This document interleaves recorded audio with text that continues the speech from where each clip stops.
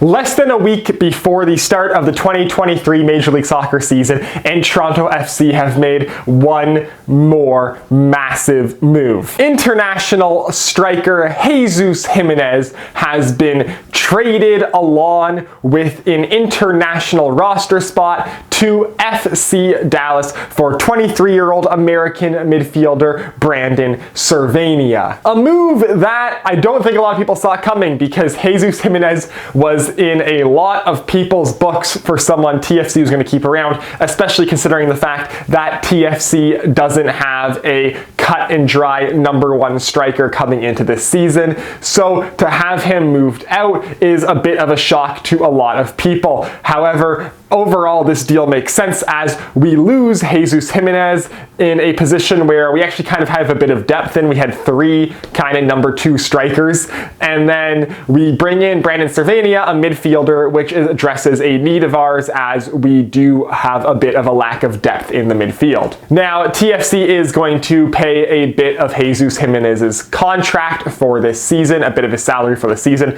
That kind of makes a bit of sense. Typically, international players are significantly more expensive than homegrown players in Major League Soccer. Servania, of course, being a homegrown player for FC Dallas. But overall, salary budget-wise, this should even out for Toronto FC in terms of how much they were paying before or after, or even give TFC a little more leeway. That doesn't really matter that much, though, because we've built up a ton of general allocation money, especially from the Jayden Nelson transfer. So what do we get? Brandon Servania is a 23-year-old, 5'10" central midfielder from Alabama, who starting in 2019 has been playing for FC Dallas, getting significant play time in each of the last 4 seasons. Over the past 4 years, he made 75 appearances for FC Dallas, scoring 5 goals, 28 of those 75 appearances coming in 2022. In addition, between the 2020 and 2021 MLS seasons, he was loaned out to St. Pölten in the Austrian Bundesliga, making 10 appearances for them over in the top Austrian division. On top of that, he actually has made 1 appearance for the United States national team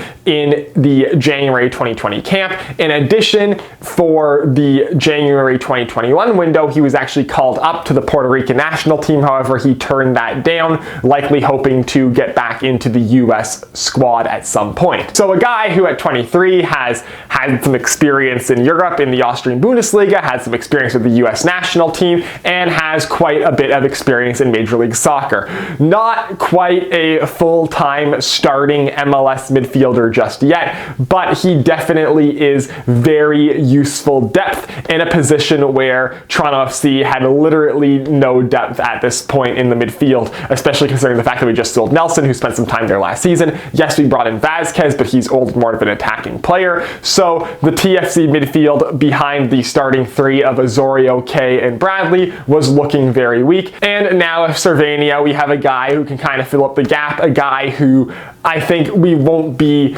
upset if he's starting when an injury happens to one of those main 3 guys, or upset to see being used regularly as a substitute. I think he's a very solid squad player in MLS and just a guy in a position of need. And at 23, he still has most of his career ahead of him. He's still building up, so he's a guy who still could develop into a starting player for Toronto FC in the future. Moving on to what we lost, Jesus Jimenez was in a very interesting position for Toronto FC.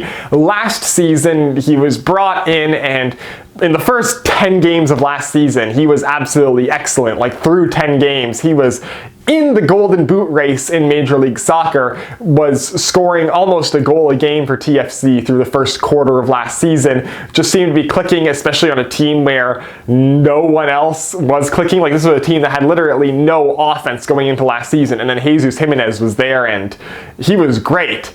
And then he just fell off after the first 10 games of the season, and then even when the Italians showed up, when Insigne and Bernardeschi showed up and he had world-class wingers on his wings, he didn't get it back. He just never scored at all, basically. I think he had 1 goal in the whole last 2/3 of last season. He just completely fell off, and so was a guy that TFC really had lost a lot of faith in, and especially a guy who had shown with copious opportunity that he wasn't meshing with Insigne and Bernardeschi, and of course this season our whole team is going to be built around Insigne and Bernardeschi, so it didn't really fit. Add in the fact that we brought in Diomande, who's another striker kind of Jimenez's level of not a number 1 striker in MLS, kind of like a number 2, a 2B striker in MLS, and the fact that we still have Ayo Akinola, who it seems like for all intents and purposes we're going to give another shot this season to try and regain that 2020 form and move himself back into a position where he can be not only a successful striker in MLS,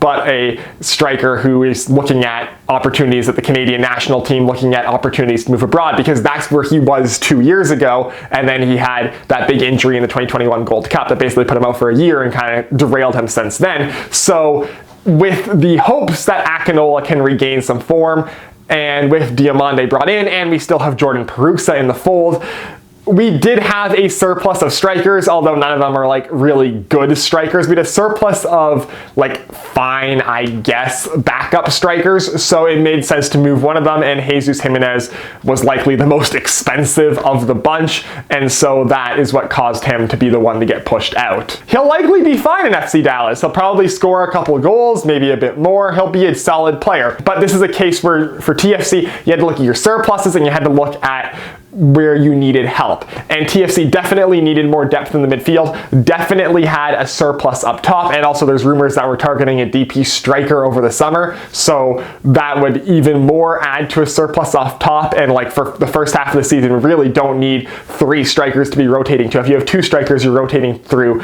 and then Perusa as a substitute as well, that's plenty. So TFC had a surplus of strikers. We had just brought in Diomande, so he's not moving.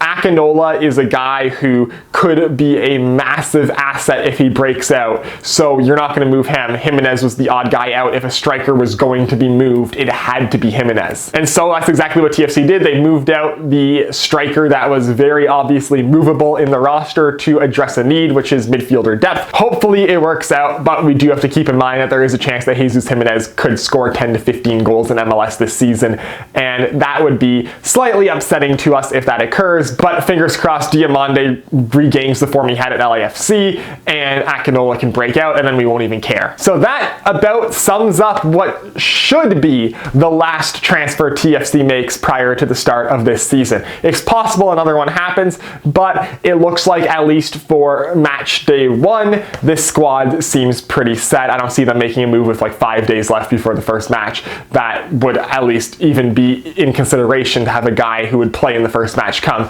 So look out later this week. Stay posted for my TFC 2023 roster preview, where I'm going to showcase who I think is going to be in the starting 11. I think it's pretty obvious at this point, and what the overall makeup of the team looks like. That is coming up, but overall this was a solid move for TFC. Get rid of a surplus, address a need, and it makes a young guy too. I like that our last couple moves in have been slightly younger players, which obviously was a concern because the first couple guys we got at the beginning of the season were all on the wrong side of 30. So good to see that not only are we getting a younger guy, but we're getting a guy at 23 is like still at the beginning of his career and still could build forward and be a player for years to come of significance for Toronto FC. So that is it for this video. As always, if you'd like to hit like, if you want to see more stuff, hit subscribe, follow me on Twitter, link is down below in the description, and I will see you next time.